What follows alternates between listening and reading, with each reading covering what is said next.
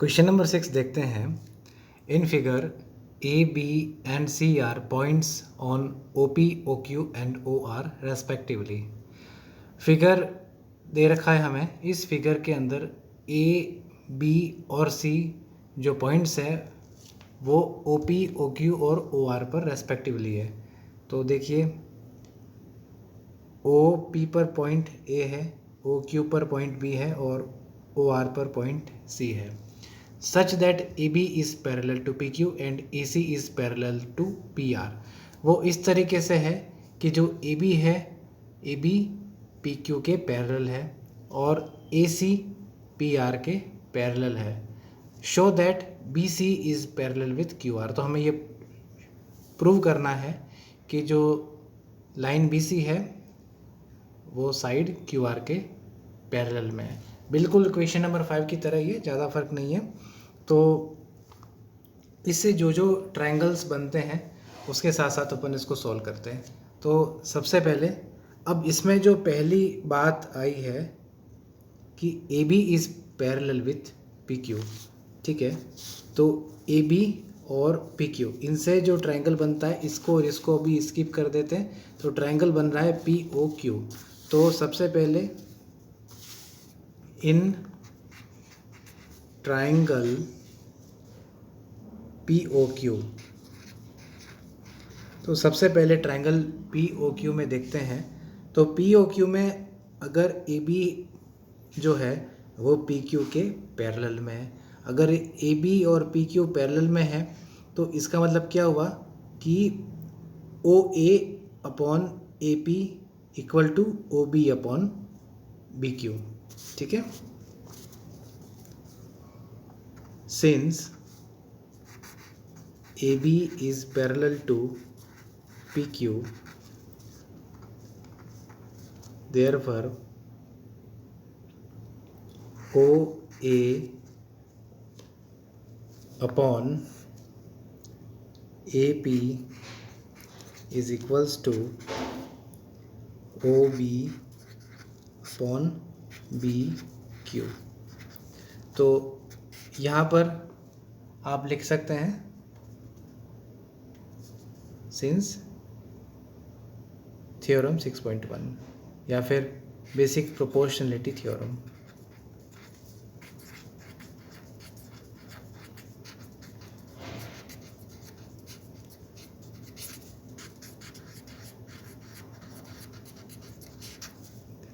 अब इसके बाद में इसे हम इक्वेशन 1 कह देते हैं। नाउ अब इसमें जो सेकंड दे रखा है A C is parallel with P R, तो ए सी पी आर के पैरेलल है। तो अब हम चलते हैं ए सी और पी आर में जो ट्रायंगल में बन रहा है, तो ये चीज़ और इसको स्किप कर देते हैं। Triangle P O R also in triangle P O R since AC is parallel with PR। जब AC PR के पैरेलल में है, therefore देखिए इससे क्या बनता है। अब AC PR के पैरेलल है तो OA upon AP equal to OC upon CR, okay. OA upon AP is equals to OA upon AP equal to OC upon CR, OC upon CR। Same to same ये भी basic proportionality theorem से है। यहाँ पर भी mention equation 2 लिख करके mention कर देते हैं। बेसिक प्रोपोर्शनलिटी थ्योरम यहाँ पर लिख लेते हैं।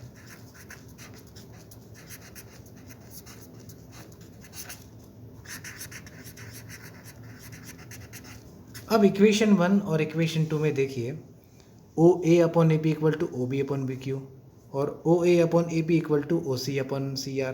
तो इन दोनों में ओ ए अपॉन ए पी है।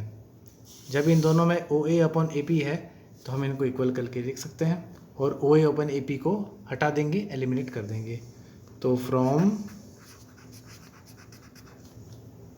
ऐसा क्यों कर रहे हैं, इसका भी रीज़न ये है क्योंकि इसी से हम इस क्वेश्चन में जो प्रूव करना चाहते हैं वो हमें मिल जाएगा। From equation 1 and 2 OB upon BQ is equals to OC upon CR। तो इससे हमें क्या मिलता है, OB upon BQ equal to OC upon CR। देखिए कहाँ है इस ट्राइंगल के अंदर, OB upon BQ equal to OC upon CR। अब ये रेशियो आपस में कब बराबर होंगे, ये रेशियो आपस में, सबसे पहले देखिए ये ट्राइंगल कौन सा बन रहा है, देखिए ये ट्राइंगल बन रहा है ट्राइंगल OQR। तो OQR जो ट्राइंगल है इसमें एक लाइन BC है, हमें प्रूव करना है कि जो BC है वो QR के पैरेलल में है, ठीक है। तो OB अपॉन BQ किसके बराबर आ रहा है, OC अपॉन CR के, ठीक है। तो बिल्कुल इसका मतलब क्या है कि लाइन BC QR के पैरेलल में है, ठीक है। तो मैं यहाँ पे लिख लेता हूँ, एज, इसे हम इक्वेशन 3 कह देते हैं। तो as in equation 3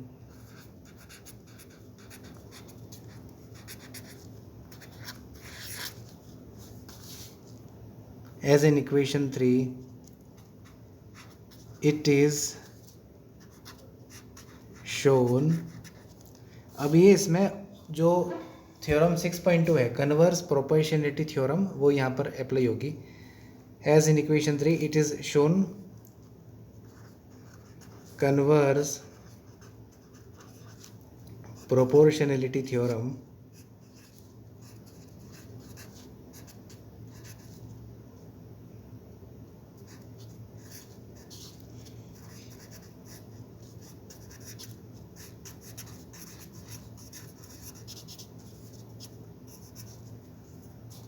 therefore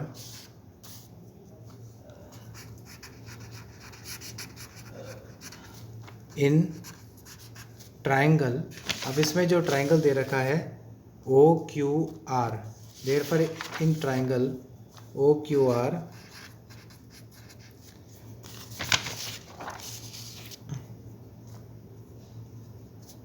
BC is parallel with QR, BC is parallel with QR, okay. यही हमें प्रूव करना था इस क्वेश्चन में। आप देखिए show that BC is parallel with QR। तो थ्योरम 6.2 से या कन्वर्स प्रोपोर्शनलिटी थ्योरम से ये प्रूव होता है कि जो BC है वो QR के पैरेलल है, हेंस प्रूव्ड। डियर स्टूडेंट्स, अगर आपको इस क्वेश्चन में कोई भी डाउट है तो आपसे मैं गुजारिश करना चाहूँगा कमेंट बॉक्स में आप अपने डाउट रख दीजिए। बहुत बहुत धन्यवाद मेरा वीडियो अंत तक देखने के लिए।